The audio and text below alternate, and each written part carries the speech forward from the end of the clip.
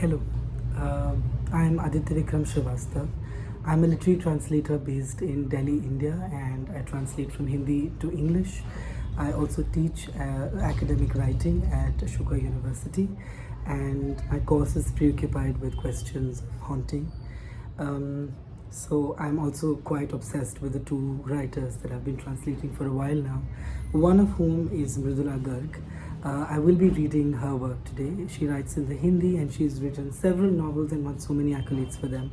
But one of my favorites, which I am translating right now, is called Miljul Man.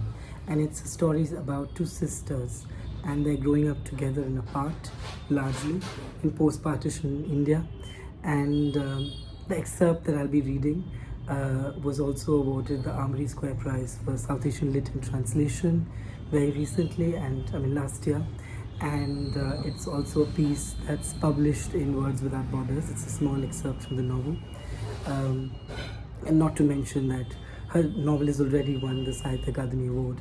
But I think there's much to see in this particular section of the book where these two girls, it's sort of a slapstick thing, comedic, a bit comedic also, where these two girls are fighting with their Chacha, their uncle, their paternal uncle, and punching holes in his masculinity almost, and also destroying his motorcycle in the process, but we'll discover that. So this piece or this excerpt is called Saira, Banu and Chacha's motorcycle.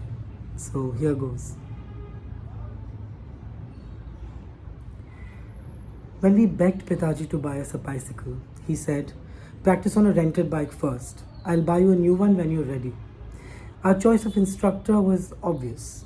We went to his younger brother, our Juggi Chacha. But Juggi Chacha categorically refused to teach us. "Girls riding bicycles are an open invitation to roadside Romeos," he admonished. We were furious. Gul retorted, "All my girlfriends ride bicycles. None of their elders, even the grumpiest grandparents, think it's a bad thing. You keep saying you aren't just our uncle, you're more like a brother, but you're worse than an old man." "Old men don't know anything about these Romeos," he argued. "And you are an expert," Gul retorted. Juggi Chacha did not take the slightest offense. He just laughed. His laughter was like his singing, loud and heavy, the heroic voice of Babru Vahan, the Mahabharata's mighty warrior. Then he repeated one of his silly catchphrases. "Why worry, dear? I'm here. And what will you do? Just wait and see." He bought a top-notch 350cc Norton motorcycle and ferried Gul and me around Delhi one at a time. One time, he took both of us together. Juggi Chacha in the front, Gul wearing a baggy, billowing gharara in the back, and me, woefully sandwiched in between. I wore a skirt and blouse, which meant that I could be stuffed into the smallest of spaces. The gharara was a majestic Mughal garment, ruched at the knee and flaring out at the bottom. There was no point in wearing it if it didn't flutter in the wind. I understood only later why Juggi Chacha did not have a problem with my outfit. It was not sexy, so I was of no interest to the Romeos. Gul's silky, delicately stitched gharara looked so gorgeous. She swooned at her own reflection. To look fashionable, one had to fan the gharara out to its full reach when sitting down. Both Gul and I knew that she was glamorous as Saira Banu to the young men on the streets, who sighed amorously as we passed by. Juggi Chacha had learned to drive the motorcycle only recently. That's why all his attention was focused on driving. Otherwise, a few of these Romeos would have seen where their ogling got them. But a different interruption lay in store for us. One end of the billowing gharara got stuck in the rear wheel and began to pull away from Gul's body, spinning round like a spool. Thankfully, there were many folds in the fabric. Chacha was going slowly, an utter waste of all the features of his fancy motorcycle. Despite that, the gharara couldn't hold up for long and finally ripped apart. The wheel that had been gripping Gul by the gharara suddenly threw her to the ground like a severed kite. Juggi Chacha erupted. "What did I tell you? You don't even know how to sit on a motorcycle. How on earth will you learn to ride a bicycle?" At the sight of Gul sprawled face down on the ground, I burst into tears. "Be quiet, crybaby," he scolded me. "She's the one who fell. Why are you crying?" "Gul is dead," Gul is dead, I began to cry even louder.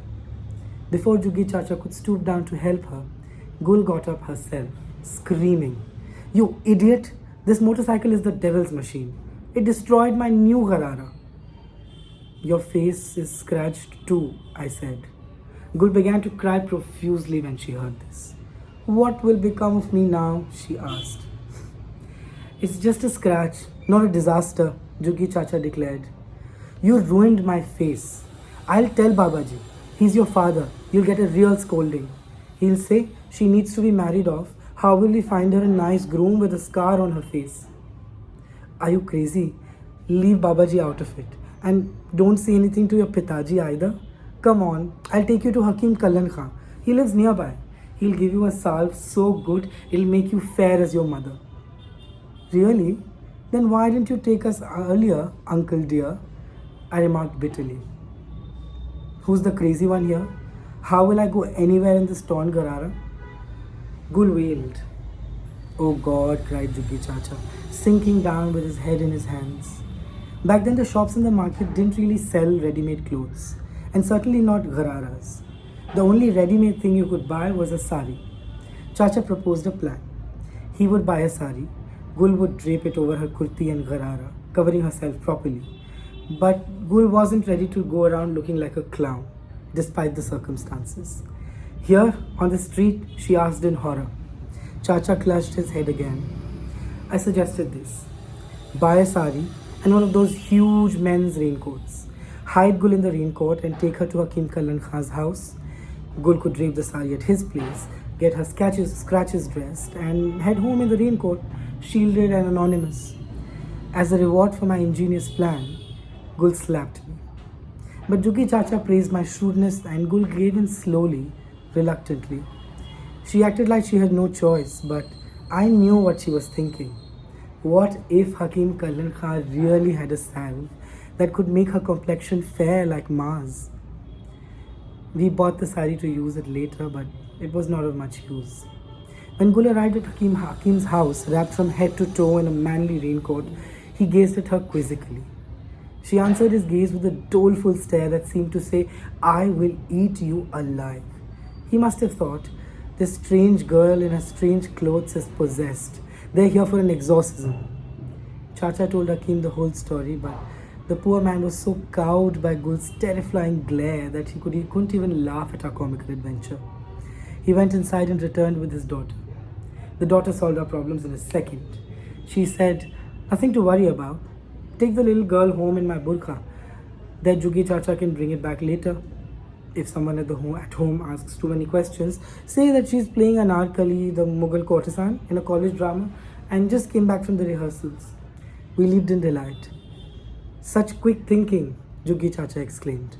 "This is why Razia Sultan, the empress, became a sultan in the first place. You are her spitting image." The daughter gave us another taste of Razia's style acumen. "When you return the burqa, bring the garar. I'll mend it with a rafu stitch and cover it with a patch of beautiful embroidery." Had her father not been sitting there, Chacha would have kissed her hands. But he feared being beaten, so we kissed her hands for him. For the first time, we understood the quiet glory of the burqa. Such a godly invention.